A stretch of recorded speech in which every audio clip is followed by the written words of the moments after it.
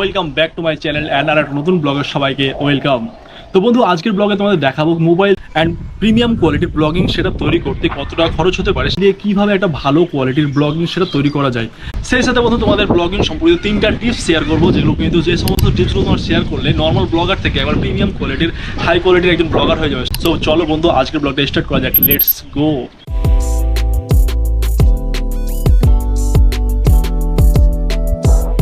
So বন্ধু, mobile দিয়ে blogging সেটা করতে যেটা প্রথম প্রয়োজন একটা মোবাইল। সো বন্ধু, আমি মোবাইল সিলেক্ট করছি আইফোন 11। আইফোন 11 সিলেক্ট করার পেছনে স্পেশাল কারণ রয়েছে, সম্পূর্ণ তোমাদের বলছি। চলো ডিটেলসে বলছি, আগে কি লাগছে সেটা দেখে দিই। তারপর হচ্ছে বন্ধু একটা মাইক্রোফোন।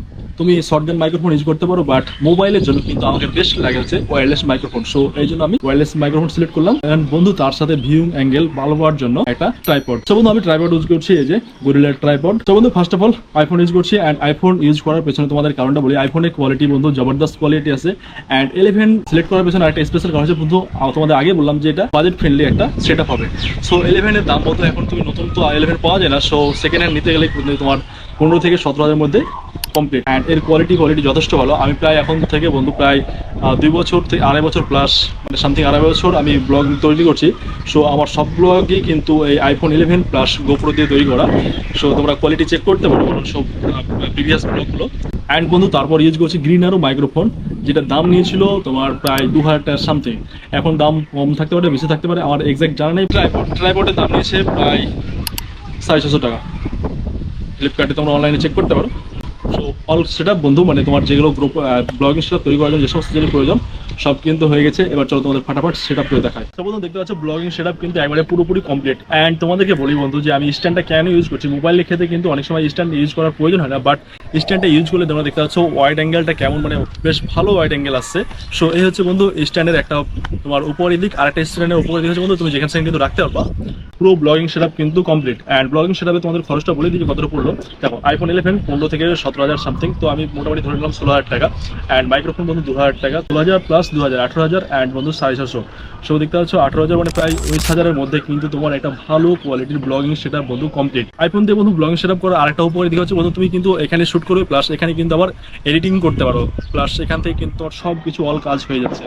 সো তোমরা কিন্তু আইফোন 11 সিলেক্ট করতে পারো, প্লাস আইফোন থেকে কি যদি একটু আপডেট করতে চাও তাহলে কিন্তু আইফোন 12 ইউজ করতে পারো। অ্যান্ড দেখতে পাচ্ছ কিন্তু কোয়ালিটি বন্ধু একদম মাস্ট কোয়ালিটি আছে। কিন্তু এই সব ব্লগিং সেটআপ নিয়ে বন্ধু তুমি কিন্তু এক্সপ্লোর ভিডিও, তোমার ডেইলি ব্লগ ভিডিও সব কিছু কিন্তু অনায়াসে করতে পারো। তো চলো বন্ধু এবার তোমাদের টিপসগুলো শেয়ার করি। আমরা যখন ডেইলি ব্লগ শুট করি তখন বন্ধু কিন্তু আমরা মোবাইলে জাস্ট এমনি নর্মাল মোবাইলে আমরা কিন্তু শুট করি, স্ট্যান্ড ইউজ করি না। সো সেক্ষেত্রে কিন্তু আমরা বন্ধু এইভাবে মোবাইল ধরি। অ্যান্ড মোবাইল ধরার ক্ষেত্রে কিন্তু আমরা মোবাইলে মানে ভিউইং অ্যাঙ্গেল, মানে আমাদের যে সামনে আছে তাকে যখন দেখাই তখন কিন্তু আমরা এইভাবে দেখাই। এটা কিন্তু বন্ধু একবারে রং, মানে এইভাবে কিন্তু তোমাকে এডিটিং অনেক সমস্যা করতে হবে, অনেক এডিটিংয়ে খাটতে হবে। তো এর জন্য তোমরা যেটা করতে পারো বন্ধু, এই যে মোবাইল ধরে আছে হয় ধরে আছো অ্যান্ড বাটাম করে ব্যাস, তাহলে তুমি কিন্তু সামনের যে পা আছে তাই কিন্তু অনায়াসে তুমি দেখাতে পারবো শর্টকাটে।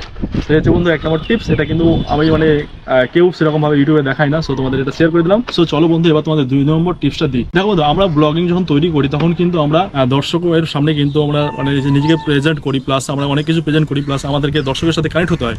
সো অনেকের ক্ষেত্রে কি হয়, আমরা যখন ব্লগিং করি তখন কিন্তু আমরা ক্যামেরার দিকে না তাকিয়ে অন্যদিকে তাকাই। অ্যান্ড অন্যদিকে তাকার ফলে কিন্তু দর্শকের সাথে যে একটা ইন্টারেক্ট বা কানেক্ট সেটা কিন্তু হয় না। সো যখন বন্ধু আমরা ব্লগ তৈরি করবো তখন কিন্তু ক্যামেরাতে একবারই ফোকাস করবো, মানে আমাদের চোখ থাকে কিন্তু ক্যামেরাতে। এতে কিন্তু বন্ধু দর্শকের সাথে খুব সহজে কানেক্ট হওয়া যায়। অ্যান্ড এই কানেক্ট হলে কিন্তু তোমাদের দর্শক অবশ্যই তোমাদের চ্যানেলটাকে সাবস্ক্রাইব করে। চলো বন্ধু এবার তোমাদের 3 নম্বর টিপসটা দেখায়। দেখো বন্ধু, আমরা কিন্তু যখন ব্লগ তৈরি করি, মানে তুমি ডেলি ব্লগ করো বা যে কোনো ব্লগ করো, তখন কিন্তু তুমি যে শুধু বাড়িতে ব্লগ করবো বা একা একা ব্লগ করবো এটা কিন্তু কখনোই হয় না। তুমি বাজারে যাবা বা হয়তো পার্কে যাবা, কোনো রেস্টুরেন্টে যাবো, অনেক ক্ষেত্রে তুমি যে জায়গায় যেতে পারো, মানে daily blog plus normal blog তুমি যে কোনো ব্লগে কিন্তু তুমি বিভিন্ন জায়গায় যাও।